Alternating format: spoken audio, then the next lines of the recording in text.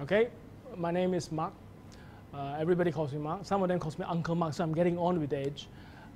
I've been playing this game for over 30 years. Started in college. Mainly, I looked at it as a misspent youth. But at the end of the day, I found that it is actually quite, it is an achievement, because this is a game that is actually quite easy to play, but it has a very high skill set. When I started to play in university, we played on the $1 million table. A lot of us talked about it. Then when we came back to Malaysia, the scene was dead. There isn't any to play. So back in the 1996, the game came in.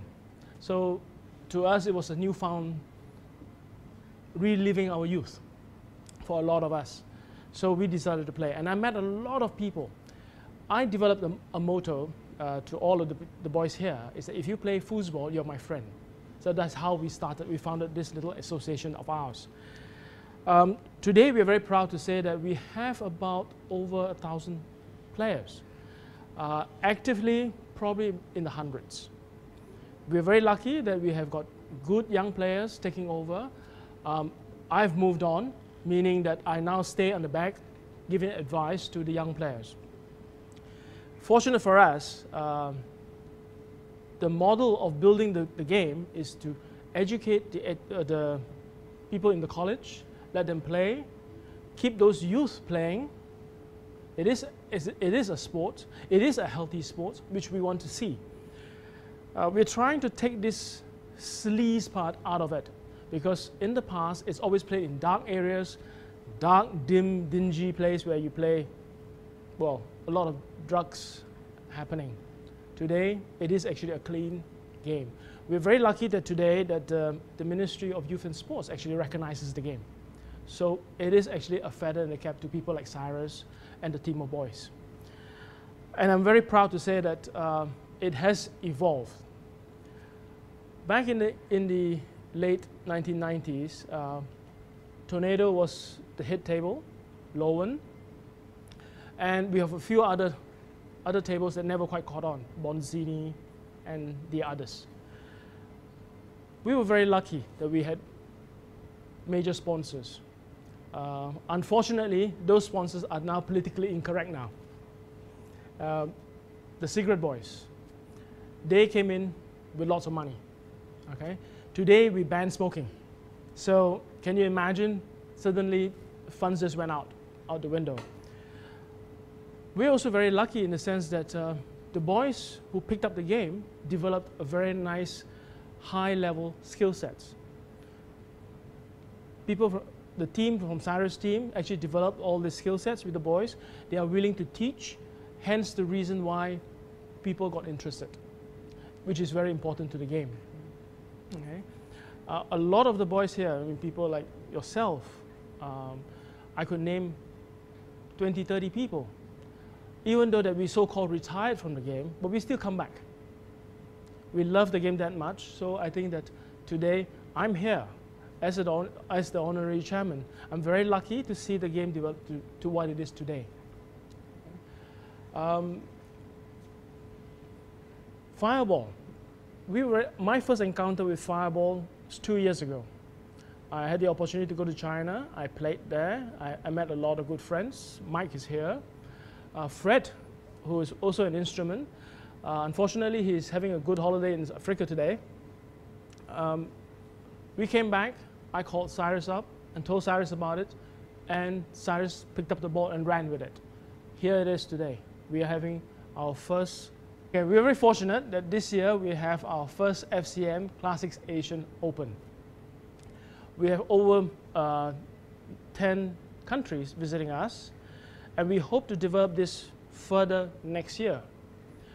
We are now in discussion with the region as to whether we should host this thing.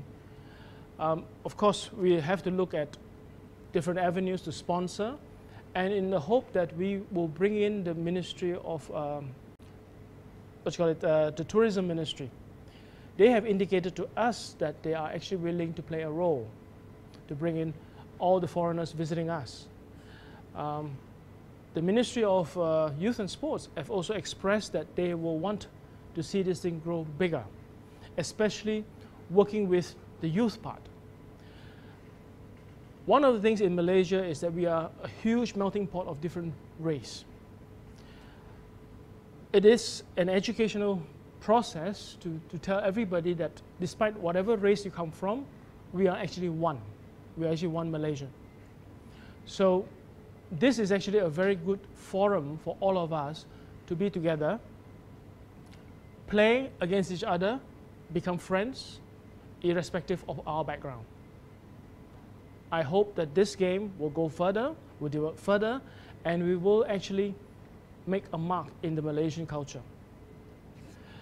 Today, the youth, I mean, one of the main problems that we have is that the parenting culture changed a lot since from the old days. In my time, I just get beaten into saying that you have to do this, this, this, this. Today, we have a lot of spare time on our hand. So our youth actually developed into a very, what I would term a leftist kind of thinking. They believe that everybody should be born equal. Sad to say, today, life is never equal. Nothing is equal because you have to actually work for it. You have to have a lot of hard work, a lot of perseverance. Nothing is free. Nothing is free. We have to work for it. There is a strange, in the Y generation, everything is expected to be given to them on the plate.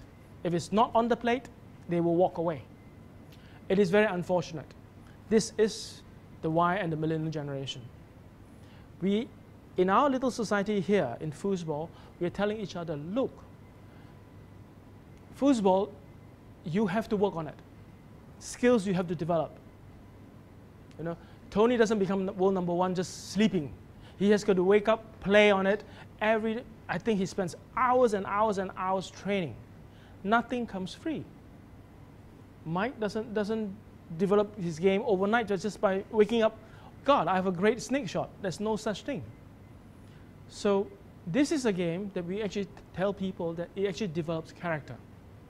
Develops character, provides a good platform for mixing with each other, accepting each other's ups and downs, helping each other. So we found that this game actually promotes integration. So that's what we like about Foosball. Okay? And we encourage the youth because the youth have got a lot of time on their hands. And let's be fair. After their lectures, after their tuition, what to do? So besides partying, besides smoking, drinking, and having a whale of a good time, we says come and take up an active sports, play this game, exchange ideas, exchange skills, teach each other, work together. Part and parcel of growing up, part and parcel of life. So I feel that this game is actually something that we've been working on. I'm very fortunate. I've given the opportunity to work on it since the 90s. I'm very happy that people like Cyrus and the team is now picking the ball and running with it. I will continue to contribute for as long as I can. As again I said, if you play foosball, you're my friend. I travel around the world. Absolutely, first thing I will ask is, where can I play a game of foosball? That's how I make friends. I met a lot of people through that. This time round, I mean, I can only bring back my own experience. I played in UK, in Ireland, in Belgium, predominantly in Europe. I have the opportunity to play in the Worlds once. I got to meet people that Tony had mentioned, but they were my generation. I met people like Billy Papas who were that high. It is amazing. Today they are still playing. Okay. I had to travel. I was very fortunate. My work allows me to do that. I used to buy videotapes. There's no YouTube, nothing. Okay? We used to dupe the thing and then share among all our players here. And we can only watch video in those days. Today, you can go to the YouTube, download whatever, And we're very lucky because from my traveling, I met a lot of people. I convinced people like Joe, Hidero, all these people to come to Malaysia to play. They came. We started to play. First group I arranged, we went to Japan. Cyrus came along. There were 13 of us, I think. 7 of us. Went over there to play. We were very fortunate. I think the rest of that is history now because I still travel. I still go to Shanghai and play. I tell the people, last time I played was in Shanghai, so they don't believe me anyway. I still play in UK. I have friends there. I will call up and say, hey, I'm coming. I'm going to play. They'll probably say, yeah. Hong Kong, I do that. I'm trying to act as an ambassador for the game. Go out, play, invite people to come to Malaysia. I'm very happy that today that they are doing that. We have people from Migdad from UAE, which we met. They are now a regular fixture here. I'm very happy to see the Iranians, the South Africans, the Taiwanese, Indians, and the whole walks of them. I'm very happy. Singapore, today, Holland, Germany, Holland, and all these people. Today we are very lucky. You guys are very lucky that people travel a lot freer, a lot easier. We hope that this one will improve and we get more countries, and we want to make this a center for people to come. Yeah. Malaysia can do it. Clean, fun, and damn difficult to master. Great. Okay. Thank you. Thank you.